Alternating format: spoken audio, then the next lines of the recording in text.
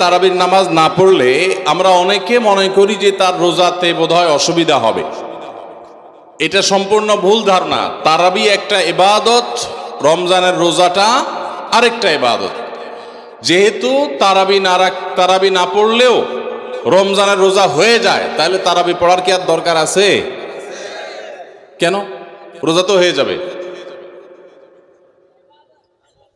আলাদা ইবাদত।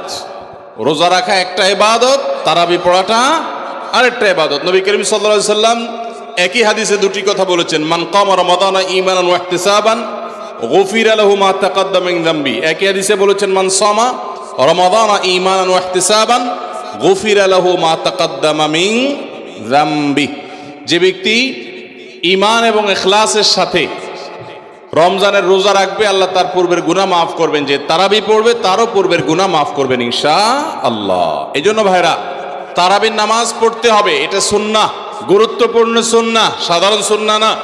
নবী সাল্লাল্লাহু আলাইহি সাল্লাম ছাড়েন নাই, সাহাবীরা ছাড়েন নাই। কোনো ওযর ছাড়া তারাবি ছাড়া যাবে না।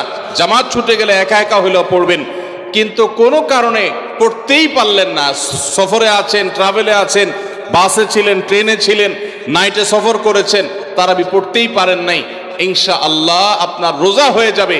তাই বলে তারাবিকে অনেকে অবহেলা করেন আজকাল, যেটা তো সুন্নাত, না পড়লেই কি। এই অবহেলাটা আরেকটা দোষের। তাহলে আমাদের মধ্যে দুইটাই সীমা লঙ্ঘন। কেউ মনে করেন তারাবি না পড়লে রোজাই হবে না, এটা হলো বাড়াবাড়ি। আবার অনেকে মনে করে তারাবি না পড়লেই বা কি, এটা হলো ছাড়াছাড়ি। এই বাড়াবাড়ি এবং ছাড়াছাড়ির মধ্যে আমাদের থাকতে হবে। আল্লাহ আমাদের তৌফিক দান করুন।